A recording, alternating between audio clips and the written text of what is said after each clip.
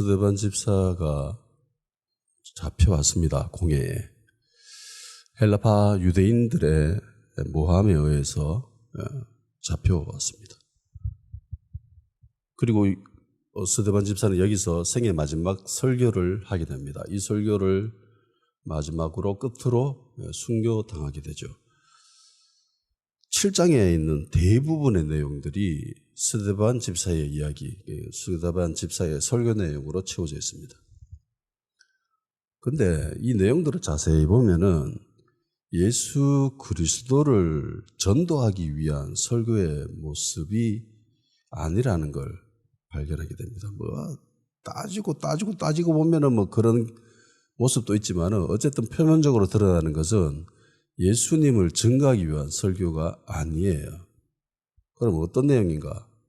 이 모함한 자들, 돈으로 매수해서 거짓 증인들을 세워서 스데반 집사를 이렇게 죄 있다라고 고발을 하잖아요. 거기에 대한 변론적인 성격이 굉장히 강합니다. 자기가 자기 자신을 변호하는 거예요. 아니다. 너희들이 생각하는 것하고는 다르다라고 이제 설명하면서 이야기를 하는 거죠.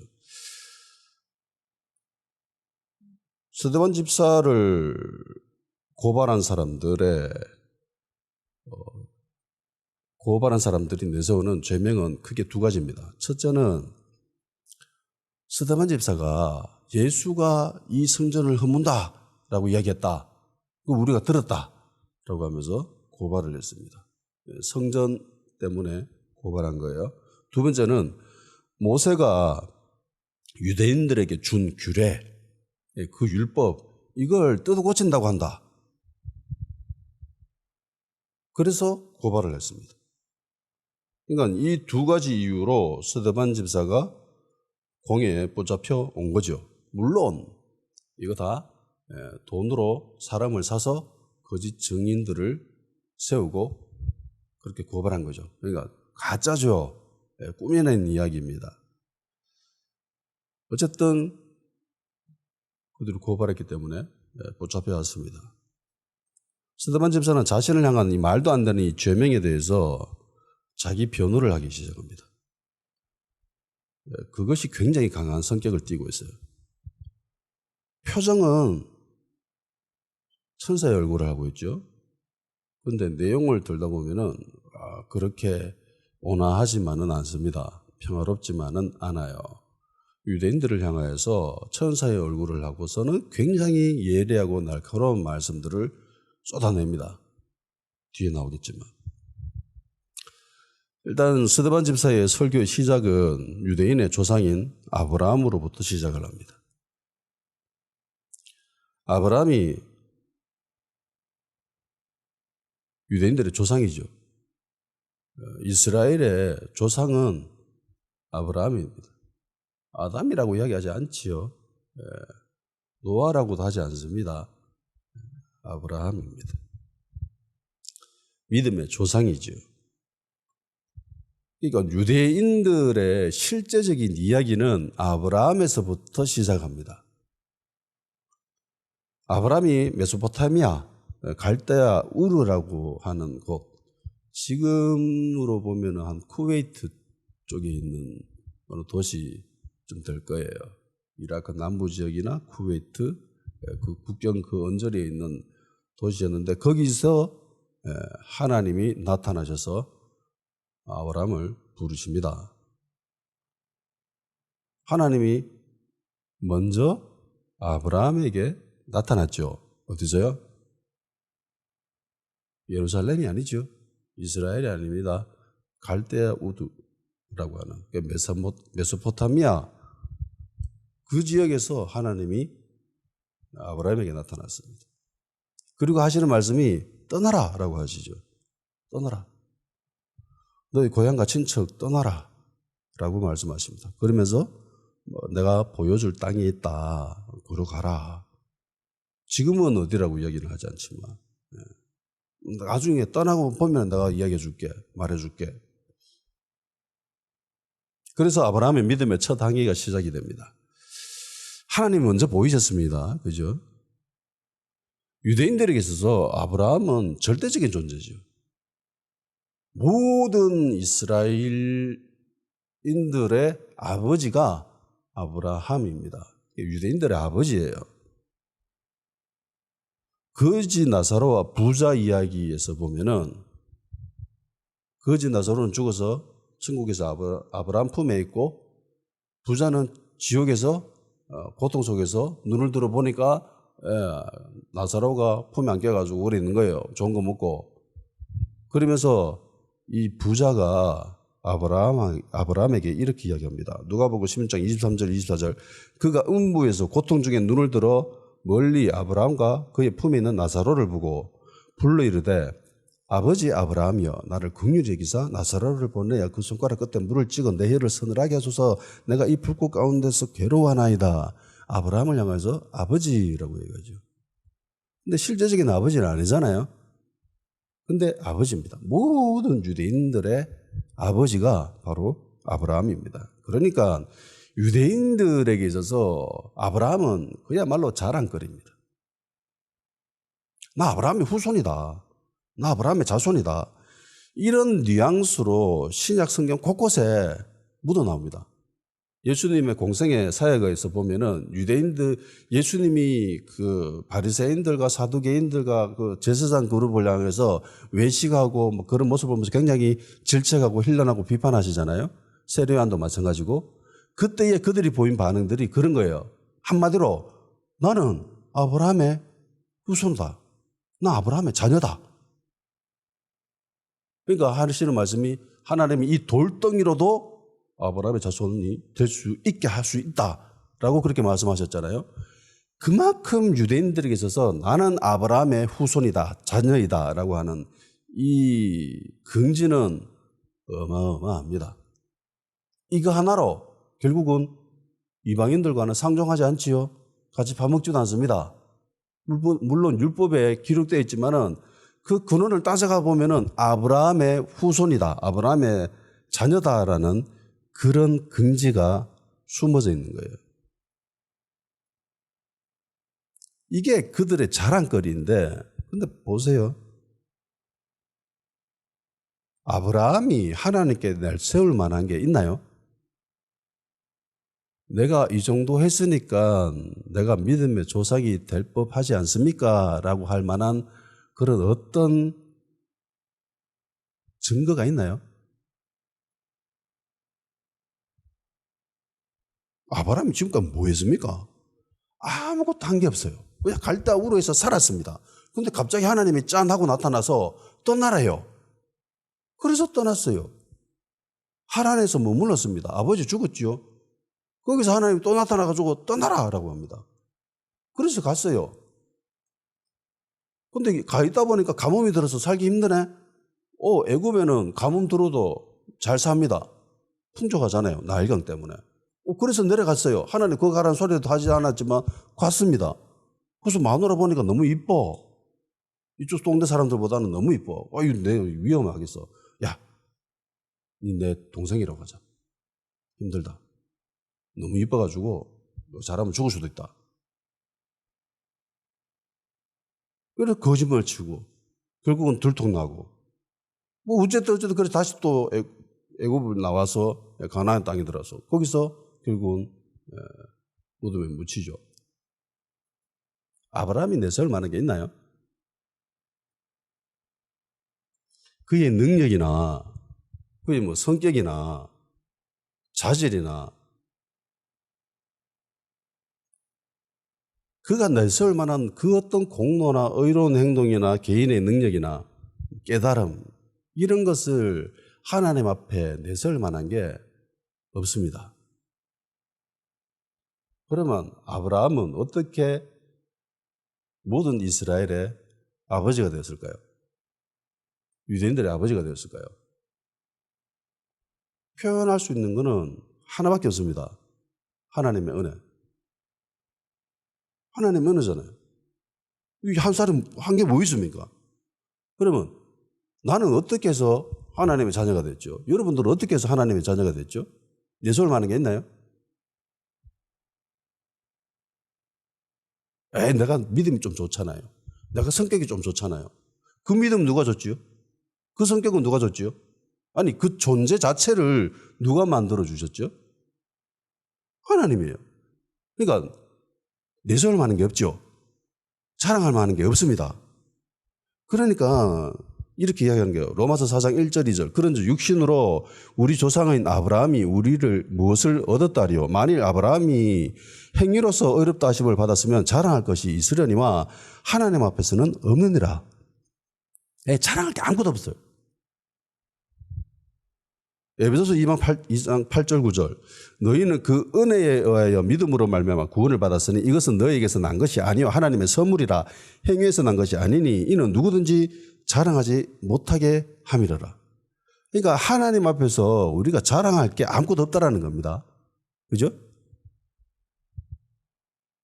하나님 앞에서 자랑할 게 없으면 사람 앞에서는 자랑할 만한 게 있어요?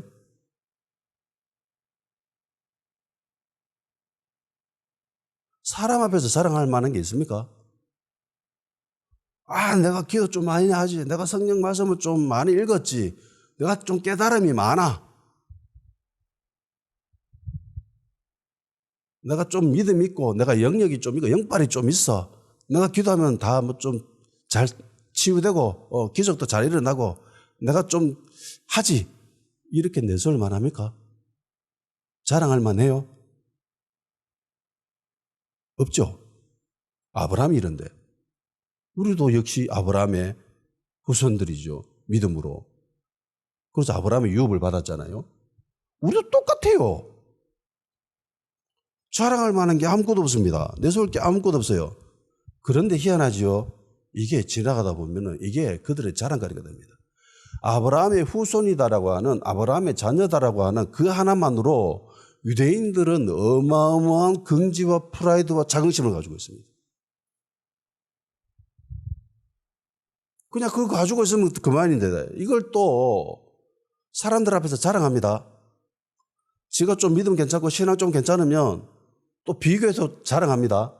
니는 왜 믿음이 그거밖에 안 되는데, 니는 왜 신앙이 그거밖에 안 되는데 이러면서 손가락질합니다. 교회 안에서도 있지요. 유대인들도 이랬습니다. 전 일주일에 2번이나 금식도 하고 11주도 꼬박꼬박 내는데 저것들은 그렇지 못합니다. 이런 특권의식과 우월의식과 선민의식이 그들을 점점 점령하기 시작합니다. 그럼 결국은 교만이 그 신앙의 가장자리에 세워지게 되겠죠. 교만은 결국은 패망의 앞잡이입니다. 넘어지게 되어 있어요. 이게 참 미안하죠. 은혜로 세워졌는데 은혜 받은 그 사람은 결국 교만으로 망합니다. 지금 유대인의 모습인 거예요. 그들의 삶을 지지해주는 엄청난 기반이 아브라함의 후손이라는 건데, 심지어 이것으로 통해서 이방인들과 어울리지도 않고 밥도 같이 먹지 않는데, 오로지 하나님의 은혜로 시작된 이 제사장의 나라가 지금 완전히 타락했습니다.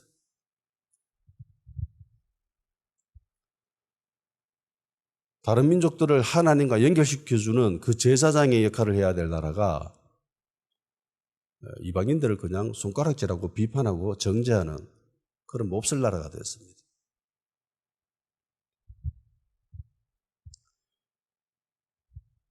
하나님으로부터 은혜 받은 자들이 나중에는 특권의식으로 쩔어 있죠. 교만하고 외식으로 가득한 그런 신앙으로 오염돼 버립니다.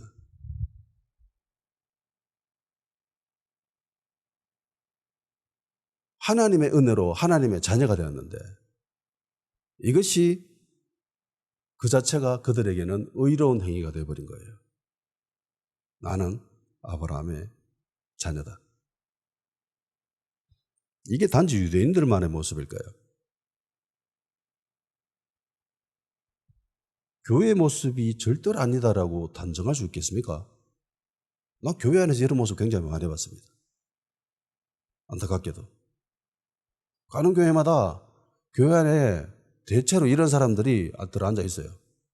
찬양하는데 팔짱 끼고 그래 네가 찬양을 얼마나 잘하는지 내가 한번 두고 볼게, 평가해 볼게 이러면서 앞에 앉아가지고 팔짱 끼고 구경하고 있습니다.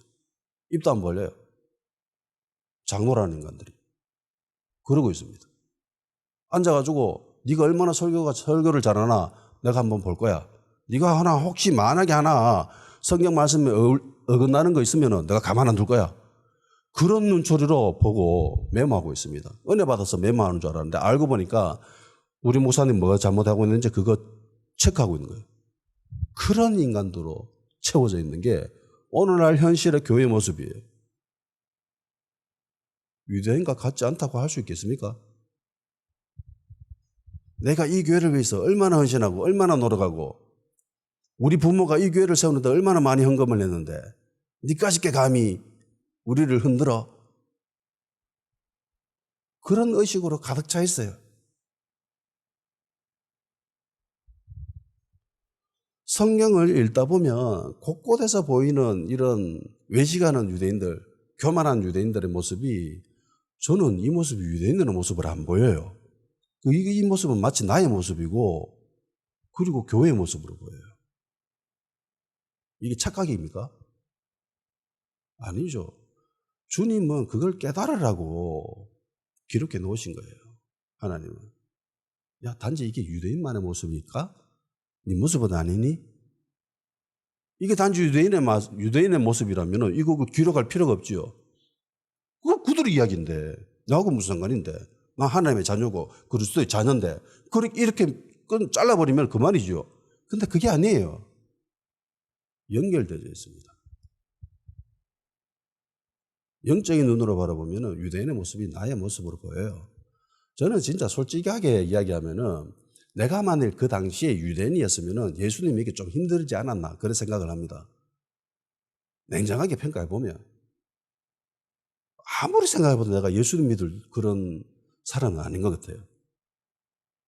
그래서 지금 감사합니다. 오히려 어떤 사람들은 후배가 그런 이야기를 했어요. 형, 나는 그때 유대인으로 태어났으면 해.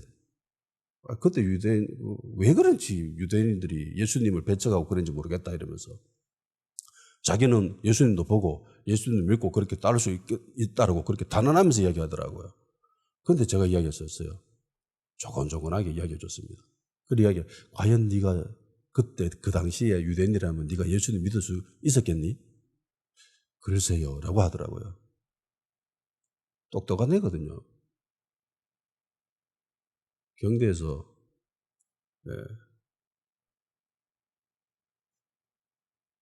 전공을 2개나 하고 졸업한 똑똑한 애였습니다. 저분 지금 주님 곁에 있지만. 이거는 사람의 똑똑하고 이하고는 상관이 없는 것 같아요.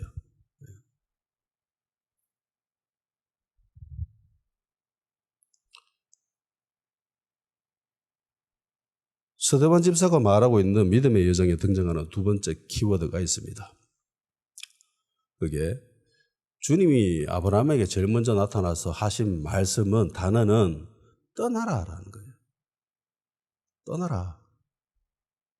7장 3절 이르시되 네 고향과 친척을 떠나 내가 네게 보일 땅으로 가라 하시니 떠나야 됩니다.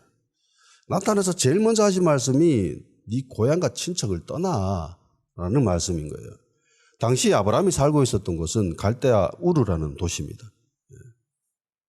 지금은 발굴이 되었습니다. 이 갈대아 우르라는 도시가.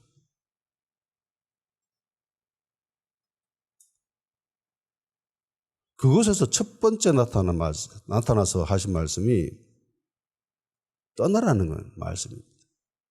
그런데 어디로 떠나라는 말씀은 없죠. 어디로 가야 되는지는 말씀하지 않았습니다. 정확히 어딘지는 몰라요. 그런데 하나님 무작정 떠나라고 하십니다. 나중에 말해 줄 테니까 일단은 내 믿고 떠나.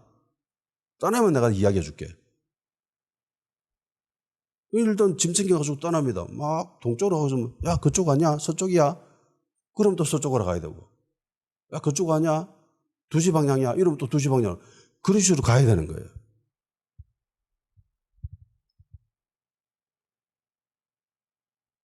갈대아 우르는 아브라함 조상들과 아브라함이 태어나서 자란 곳입니다. 삶의 기반이 있는 곳이지요. 똥개도 저 집에서는 힘을 얻어서 막 짖습니다.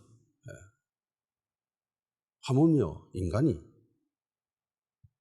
자기가 살고 있는 집, 삶의 틀을 이루고 있는 그 지역을 벗어나는 것은 이거 굉장히 위험이 있는 행동이죠.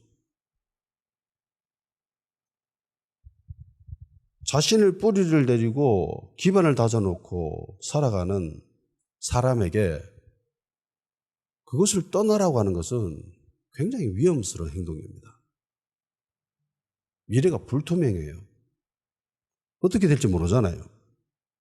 그런데 그걸 떠나라고 하십니다. 그러니까 아브라함에게 기대고 싶을 그 어떤 것도 허락하지 않으시는 거예요. 네가 알고 있는 모든 사람들이 다 여기 있지. 네가 돈 벌어먹는 모든 것이 다 여기에 있지. 네가 힘이 되는 모든 것들이 다 여기에 있지. 근데 여기 떠나. 그런 말씀인 거예요. 하나님 모든 것들 없애버리셨습니다. 믿고 의지할 만한 모든 것들을 다 없애버리셨습니다. 아브라함이 자기 고향을 떠나게 되면요, 더 이상 아브라함이 믿고 기댈 만한 것은 사라집니다. 이제부터는 오로지 믿고 기댈 것은 하나님밖에 없습니다. 근데 이 말이 이게 쉽지가 않아요. 이게 쉽겠습니까? 그래도 아브라함은 믿음의 조상이기 때문에 그랬습니다. 아니요. 아브라함에게도 이건 굉장히 힘들고 어려운 일입니다. 매우 힘들어요.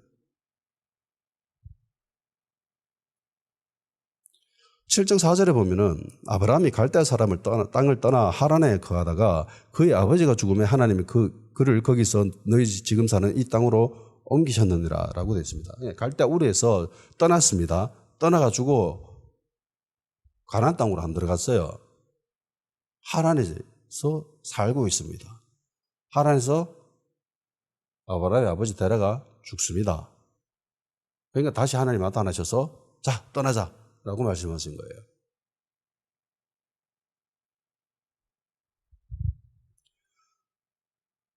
하란이라고 하는 것은 갈대아 문명권의 끝지점에 있습니다. 경계 지역에 있는 도시예요. 여기를 떠나면 더 이상 갈대아 문명권이 아니에요. 그 생활권이 아닙니다. 다른 문화권입니다. 이것을 벗어나게 되면은 그야말로 이제는 외톨이가 되는 거예요. 그 전까지는 내가 누구 집안에 어떤 사람이야 라고 이야기하면 먹히는 그런 지역에 살고 있습니다. 비록 우르는 아니지만 갈대아 문명권에 있는 곳이에요. 근데 하란을 벗어나면 더 이상 그게 안 먹혀요. 씨알도 안 먹힙니다. 오늘날로 따지면 국경을 변경하는 것과 비슷한 거예요. 다른 문화권, 다른 생활권에 들어가게 됩니다. 아마 겁이 났을 것 같아요. 그래서 좀 주저했을 것 같습니다. 한동안 여기서 거했습니다. 몇 년을 살았습니다. 혹은 가족 구성원 중에 누군가가 아파서 그랬을 수도 있겠지요. 아버지 데라가 몸이 안 좋아가지고 여기서 좀 쉬자. 기력 찾을 때까지 좀 머물자. 그래서 머무르다가 안 돼서 아버지가 돌아가셨을 수도 있습니다. 아니면 혹은 다른 이유도 있겠지요. 어쨌든 아브라함과 그의 아버지 데라와 아브라함 조카 롯은 여기서 한동안 머뭅니다. 그리고 데라가 죽고 다시 하나님이 나타나셔서 말씀하시죠. 하나님은 하란에 거하고 있던 아브라함을 가나안 땅으로 옮겨 놓으셨습니다. 스데반 집사가 이야기하고 있는 이 내용들은 창세기에도 나오죠. 창세기 11장에서 12장에 나오는 이야기가 이 이야기입니다. 믿음의 여정을 떠나는 아브라함과 그 일행들의 이야기들을 보면은 우리는 이야기합니다. 와, 아브라함 참 믿음 대단하다. 용기 참 대단하다. 어떻게 그럴 수 있지? 라고 이야기를 합니다. 저 정도 되니까 믿음의 조상 안 되었겠나? 라고 생각을 합니다. 근데 아브라함은 우리와 똑같은 인간입니다. 하나님이 훈련시킨 거예요. 연단시키신 겁니다. 모든 사람들이 훈련받으면 강해지지요. 어떤 훈련이든 간에 훈련 받으면 강해집니다. 공부도 훈련이죠. 공부도 훈련 계속 하다 보면은 공부 잘하게 됩니다. 노래도 훈련 계속 하다 보면은 노래 잘하게 돼요. 운동도 마찬가지죠. 운동 계속 하다 보면은 잘하게 됩니다. 믿음도 마찬가지입니다. 계속 훈련하다 보면은 믿음이 좀 자라요. 성장해요. 하나님과 계속 함께 있다 보면은, 예수님과 계속 함께 있다 보면은 자랄 수밖에 없습니다. 간증이나 설교를 통해서 우리는 정말 많은 믿음의 사람들이 이 새로운 신앙의 항해를 떠나는 모습을 듣게 됩니다. 그러면서 간증하는 그 사람들을 향해서 저분들은 참 믿음이 좋네, 그렇게 이야기도 하죠. 그런데 이 모든 것들이 다 하나님이 주신 은혜예요. 자세히 얘기를 들다 보면은 굉장히 인간적인 모습을 발견할 수 있게 됩니다. 온전한 믿음으로만 아브라함이 움직인 건 아니구나라는 것을 깨닫게 됩니다. 본토 친척 아비 집을 떠나는 일련의 무리들이 등장합니다. 창세기 11장으로 한번 가볼까요? 창세기 11장 27절, 28절을 한번 봅시다.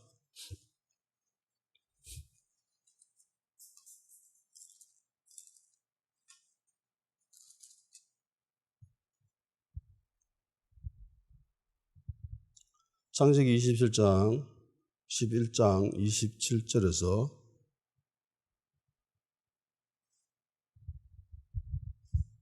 28절 시작. 데라의 족보는 이러하니라. 데라는 아브람과 나홀과 하란을 낳고 하란은 롯을 낳았으며 하란은 그 아비 데라보다 먼저 고향 갈대아 우르에서 죽었더라. 아멘. 갈대아 우르에서 떠난 사람의 모습을 한번 보십시오. 일단 먼저 데라가 아들 3명을 낳습니다. 아브람, 나홀, 그리고 하란. 3명입니다. 근데 아버지 데라보다 하란이 죽죠. 그리고 하란이 낳은 롯이 있었습니다. 그리고 나홀은요, 29절 30절 읽읍시다. 시작. 아브람과 나홀이 장가 들었으며 나홀의 아내 이름은 밀가니 하란의 딸이요 하란은 밀가의 아버지며 또 이스가의 아버지더라. 사레는 임신하지 못함으로 자식이 없었더라. 31절 읽읍시다. 데라가 그 아들 아브람과 하란의 아들인 그의 손자 롯과 그의 며느리 아브람의 아내 사내를 데리고 갈대아인 우르를 떠나 가나안 땅으로 가고자 하더니 하란에 이르러 거기 거류하였으며. 아멘.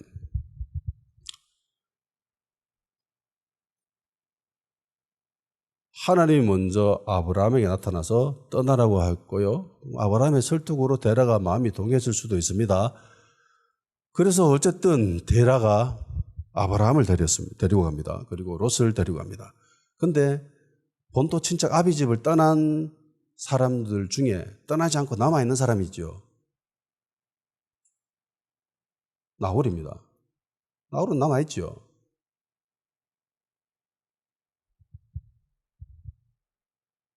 갈대아 우르에서 떠나는 사람은 다 상처 입은 사람들입니다.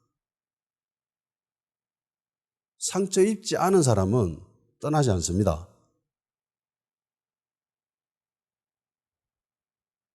데라, 자기 아들이 죽었잖아요. 그 도시에서. 그 있으면 계속 떠오르겠죠. 자기 아들 생각이. 그래서 이사하는 사람들도 꽤 많습니다. 일부러 너무 괴로워가지고.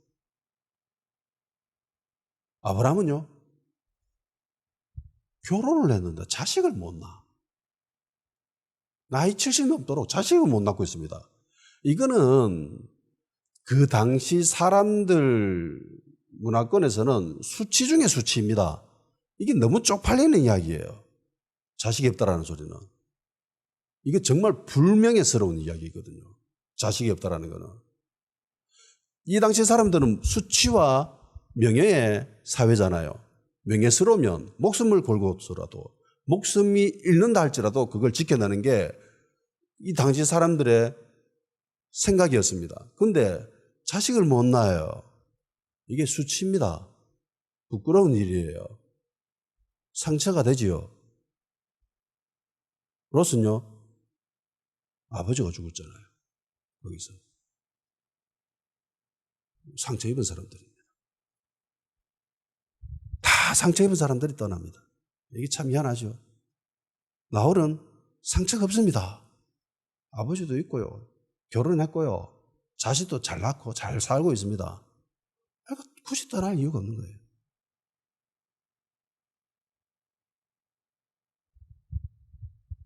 떠나가지고 또 하란에 한동안 가고 있습니다. 데라의 입장에서 한번 봅시다. 하란에 왜 물렀는지. 죽은 내 아들 이름과 똑같다. 이 도시가. 쉽사리 떨어졌겠습니까? 아들이 떠오르는 것이 괴로워서 떠나긴 했지만 막상 가다 보니까 와, 내 아들과 이름이 똑같은 도시네. 그리고 이 지역을 벗어나면은 더 이상 다른 문화권, 다른 생활권에서 살아야 됩니다. 쉽지 않죠. 아버지 입장에서는. 그래서 한동안 여기 거합니다. 12장 5절을 보면 이렇게 했습니다. 아브라함이 그의 아내 사레와 롯과 하란에서 모은 모든 소유와 얻은 사람들을 이끌고 가나안 땅으로 가려고 떠나서 마침내 가나안 땅에 들어갔더라.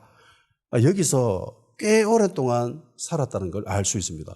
여기서 얻은 재물이 많지요. 여기서 얻은 사람들도 많습니다. 재물과 사람을 얻으려면은 요즘처럼 그런 스피디한 사회가 아니잖아요. 이러한 이 정도의 재물을 얻으려면은 꽤 긴 시간을 소요해야 얻을 수 있습니다.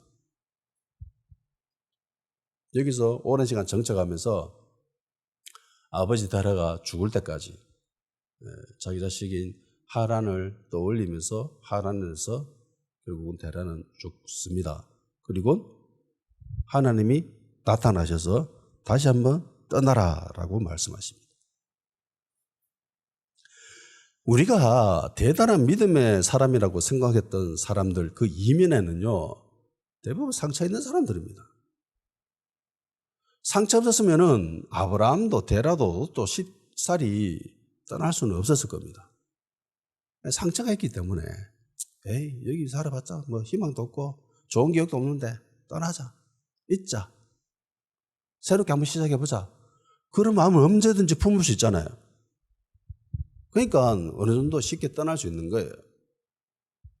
상처가 그 사람에게는 결국은 상처가 아닌 믿음의 항해를 떠나는 연료가 됩니다. 그 상처가 없었으면 쉽사리 떠날 수 없었을 거예요. 모든 사람들은 상처 입는 것을 두려워하고 피하고 기피합니다. 아프니까, 힘들고 괴로우니까 외면하고 싫어합니다. 그런데요, 믿음 항해를 떠난 사람들은 상처 입은 사람들이었습니다.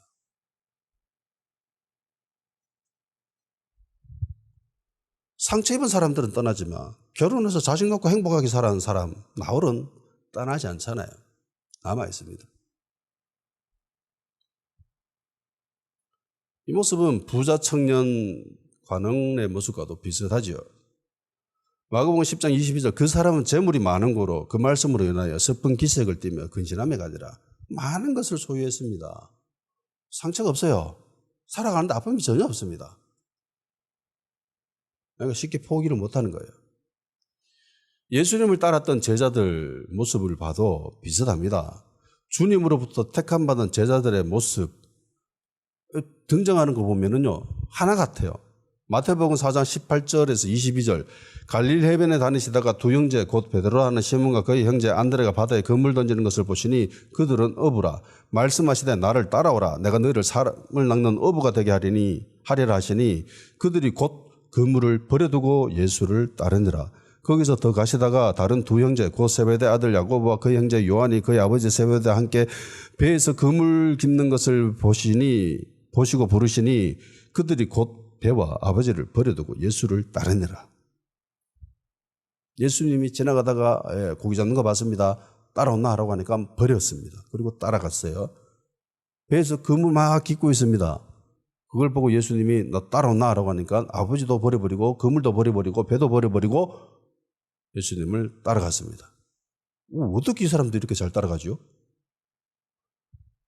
심지어 마태는 세리였습니다. 근데 그 좋아하는 돈을 선택한 마태인데, 근데 예수님이 마태를 향해서 콜 하니까 그것도 버려버리고 예수님을 따라갔습니다. 이 사람들 어떻게 이렇게 잘 따라가죠? 제가 볼 때 이들도 상처 입은 사람들입니다. 구약의 표현을 빌자면 본토 친척 아비집을 떠난 사람들이거든요. 왜 이랬냐면은 당시에 갈릴리 지역이라고 하는 것은요, 유대인들로부터 손가락질 받는 그런 지역입니다. 저것들은 유대인은 유대인인데 섞여가지고, 심지어 구약에는 갈릴리를 향해서 이방이 갈릴리라고도 표현을 합니다. 그만큼 갈릴리 지역은 정통 유대인들 입장에서 봤을 때는 저건 아닌데 라는 생각을 들게끔 고개를 갸우뚱하게 만드는 그런 지역입니다. 그러니까 야, 나사렛에서 무슨 좋은 게 나는데 무슨 선한 게 나는데 라고 이야기할 수밖에 없는 거죠. 그 지역이 갈릴리 지역이에요. 유대 지역이 아닙니다.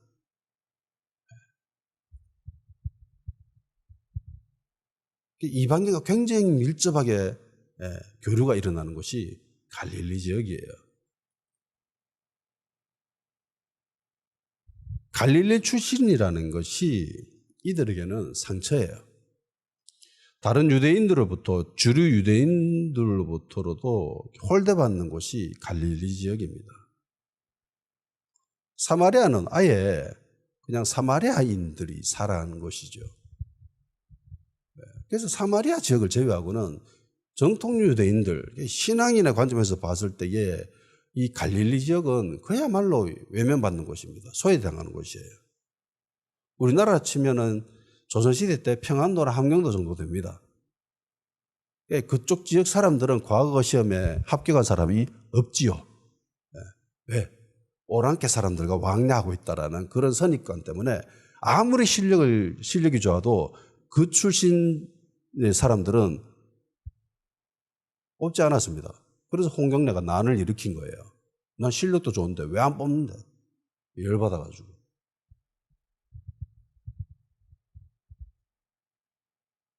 컴플렉스인 거예요, 이게. 상처였습니다. 그런데 주님이 따라오라. 이야말로 신앙인으로서의 그런 모습을 보일 수 있는 절호의 기회인 거죠. 그래서 따라갔습니다. 내게 움켜쥐고 있는 것을 내려놓지 않으면은 주님이 우리 손을 잡을 수가 없습니다. 내가 돈을 꼭 쥐고 있는데 어떻게 주님이 내 손을 잡을 수가 있겠어요? 내가 명예라는 것을 꼭 쥐고 있는데 어떻게 주님이 내 손을 잡을 수 있겠습니까?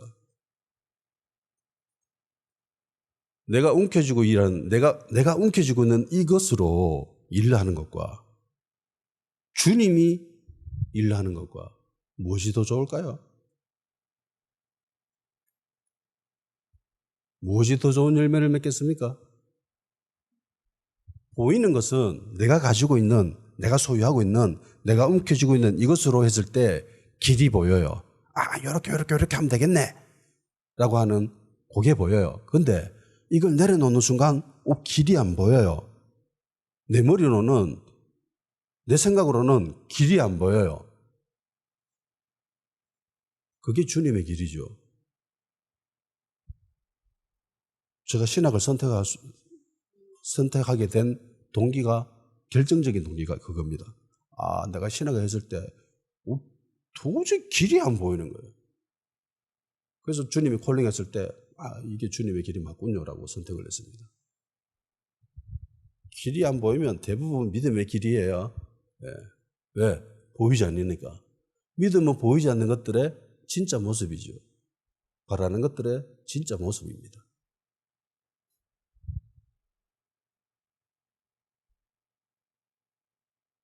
내 걸 내려놔야 그때서야 하나님이 일하십니다. 내가 믿고 기대고 힘을 얻을 수 있는 그 모든 것으로 벗어나게 되면요, 그때서는 하나님이 온전하게 일하십니다. 근데 이게 쉽지가 않아요, 진짜. 늘 이야기하지만 쉽지가 않습니다. 해본 사람 입장에서 그래요. 안 해본 사람들은 쉽게 이야기할 수 있습니다. 뭐 하면 되지 왜. 근데 몇 번 해본 사람들은요, 이거 겁이 납니다. 겁나요. 그래서 하나님과 늘 함께 있어야 되는데 이것도 쉽지가 않습니다. 주님이 은혜를 주셔야만 모든 것이 가능합니다. 결국은 주님의 은혜입니다.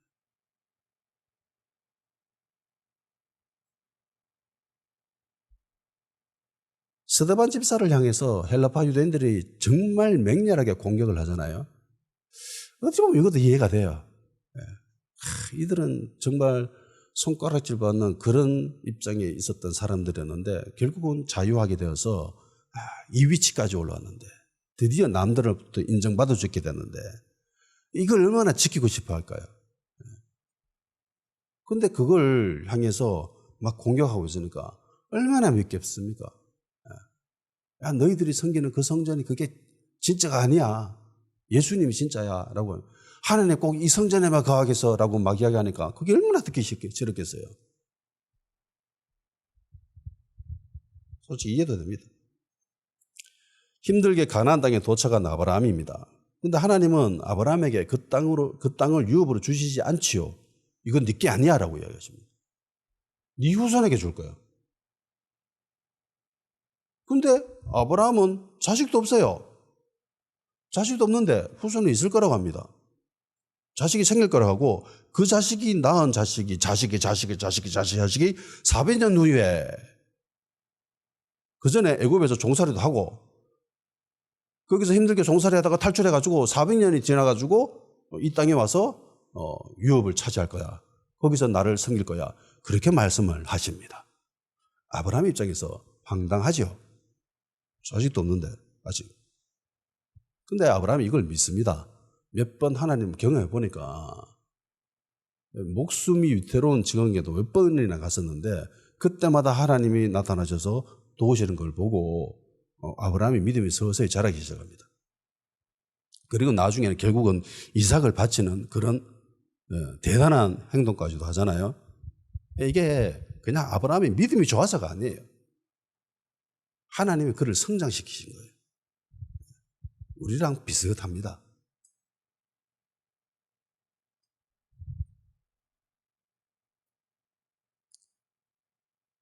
아브라함 입장에서는 기다려야 되죠. 자식을 기다려야 됩니다. 근데 아브라함도 처음에는 무작정 기다리지는 않았죠. 나이가 이래 많아가지고 어떻게 자식을 낳습니까? 내 여기 종이 있는데 뭐 얘나 좀 뭐 잘 됐으면 안 되겠습니까? 얘로 그냥 후손하지요. 퉁치지요. 라고 했다가 그거 아니다. 살아보다가 다른 여자 하면 되겠나 싶어서 아내가 뭐 이렇게 꼬시기도 하고 이래가지고 아들을 낳았습니다. 하나님이 가도 아니다. 아브라함도 정말 많은 연단 속에서 믿음의 조상으로 자라나게 되는 거예요.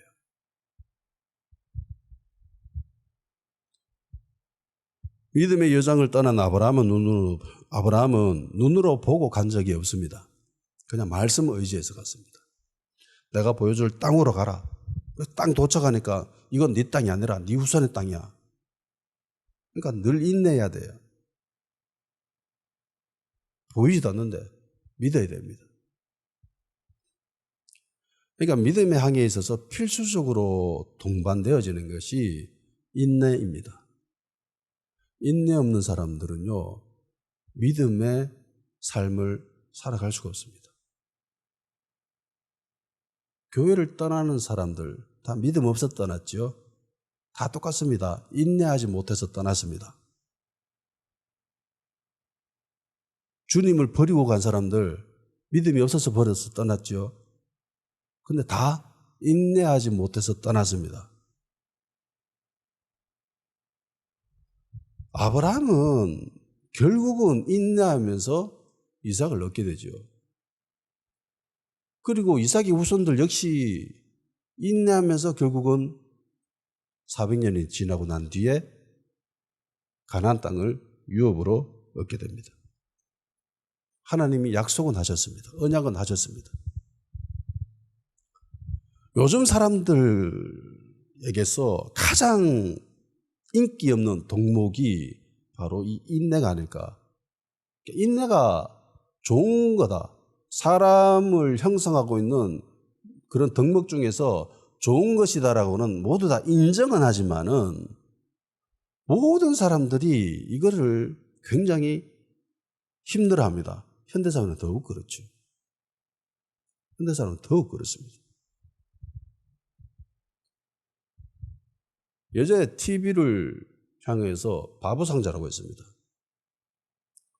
애들이 TV 보고 있으면은 제발 좀 TV 좀 그만 보고 책 좀 봐라, 공부 좀 해라 라고 했습니다. 그 네모난 그 상자만 들여다보고 있으면은 머리에 생각이 안 들어가지고 자기 생각은 없어지고 바보가 된다라고 해가지고 바보상자라고도 불렀어요. 그래서 예전 엄마들은 자녀들을 향해서 제발 좀 TV 좀 그만 보고 공부 좀 해라 그렇게 얘기했습니다. 요즘 어때요? TV 안 보죠? 바로 가야도 안 봅니다. 요즘 TV 프로그램들 보면은 대부분 노인들 대상으로 하는 것이 많습니다. 젊은 사람들은 의아해하죠. 도대체 임영웅이 왜 저렇게 인기가 많지? 웬만한 아이돌보다 더 인기 많지요. 어른들은 난리 납니다. 젊은 사람들은 TV를 안 보니까. 근데 노인들은 나이 드신 분들은 대부분 TV를 보거든요. TV에 임영웅이가 나와요. 트로트를 부르고. TV에서 왜 자꾸 트로트를 이야기하겠습니까? TV 보는 연령대가 다 나이가 많으니까 그거 하는 거예요.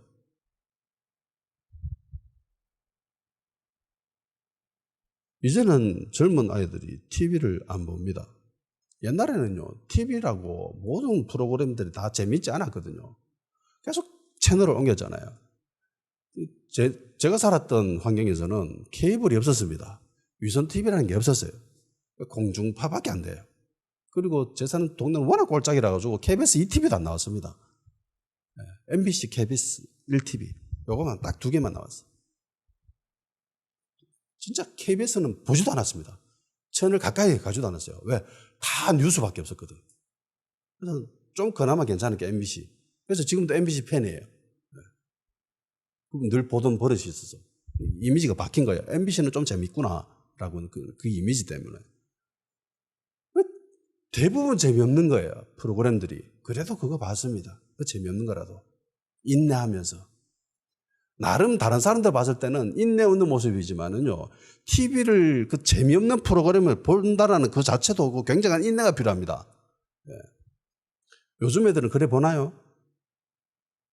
안 보죠. 바로 채널을 돌려버리고요. 그리고 아예 TV도 안 봅니다. 스마트폰 보죠.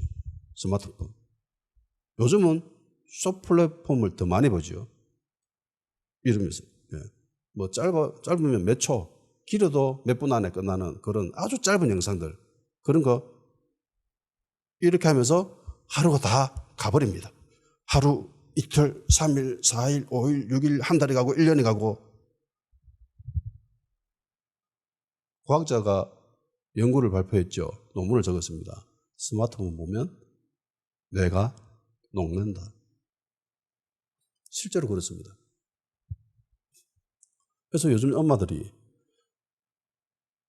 스마트폰 그만 보고 TV라도 좀 봐라 라고 바뀌었다고 하죠. 예.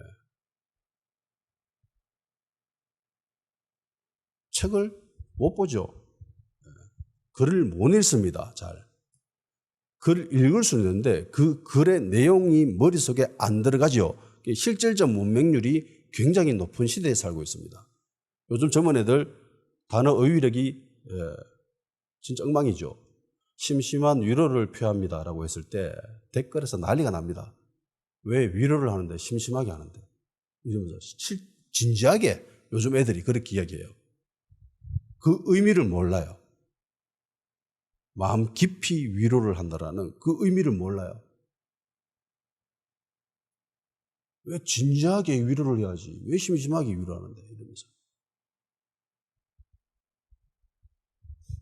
시대가 점점 인내와는 멀어지는 시대에 살고 있습니다. 동시에 믿음에서 점점 멀어지는 그리스도인들의 모습, 교회의 모습들이 등장하고 있습니다. 예전에 TV를 보는데 유럽 중세 시대를 재현하는 그런 프로그램이었습니다. 거기서 내세운 게 뭐냐면은 중세 유럽 시대 때 한 끼 식사를 하기까지 얼마만큼 시간이 소요되는가 그걸 한번 테스트를 한 거예요. 실험을 해봤습니다. 중세 복장 그대로 해가지고 그런 집에서 했습니다. 식사 준비하는데요. 3시간에서 4시간이 걸린답니다. 일어나가지고 식사 준비하는데 그 끝나면 설거지하고 뭐 조금 움직이다가 다음 끼니죠. 그럼 또 식사 준비해야 되는 거예요. 식사 준비하다 보면 하루가 다 가는 거예요. 예전에 TV 프로그램 삼시세끼라는 프로그램이 있었죠. 그거 보면은 맨날 식사 준비하는 것만 나오죠. 식사 준비해서 먹고 설거지하다가 그 다음에 또 식사 준비해서 또 먹고 그게 하루 끝이에요. 근데 이게 옛날은 진짜 실제로 이렇게 살았습니다. 근데 요즘은 주문하면 바로바로 패스트푸드 좋죠. 1분이면 몇 분이면 끝납니다. 주문만 하면 그냥 문 앞에 딱 배달해 줍니다. 그러니까 인내가 점점 힘든 사회에 살아가게 됩니다. 언약이라고 하는 거, 하나님의 말씀이라고 하는 것은요, 바로 보이는 것이 아니고요, 바로 내 앞에 딱 떨어지는 것이 아닙니다. 결과가 바로 드러나오는 게 아니에요. 프로그램 입력하면 바로 앞에 결과값이 딱 떨어지는 게 아니에요. 하나님의 말씀을 하셨지만은 말씀이 안 보여요. 안 보여요. 근데 가래요. 떠나래요. 떠나는데 계속 의심이 들어. 세례 요한도 의심했지 않습니까? 저 사람이 진짜 그리스도 맞나? 뚜렷한 증거가 몇 가지 보였음에도 불구하고 자기가 자기 입으로 그렇게 고백했음에도 불구하고 시간 조금 지나니까 또 의심하잖아요. 그래서 사람 보내가지고 그 사람 맞냐고 확인해봐라. 우리는요, 당연히 의심이 들지. 믿음이 떨어질 때가 있잖아. 신앙이 약해질 때가 있잖아. 그럴 때 인내해야 되거든요. 말씀 붙잡고. 근데 인내심이 이것도 훈련이 돼야 되는데 훈련 안 되면 이것도 안 되거든 잘.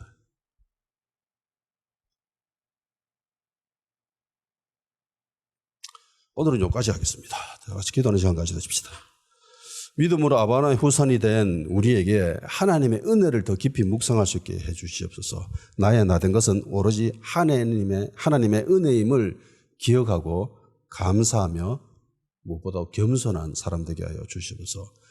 내게 상처가 있다면 그것이 나에게 아픔을 주기보다 신앙의 깊이를 더해 줄 수 있도록 떠날 수 있는 용기를 주는 그런 믿음의 좋은 연료가 될 수 있도록, 그리고 보이지 않는 믿음의 여정에서 실족하지 않고 끝까지 인내할 수 있는 그런 신앙인이 될 수 있도록 주여 도와주셔서, 성령님 도와주셔서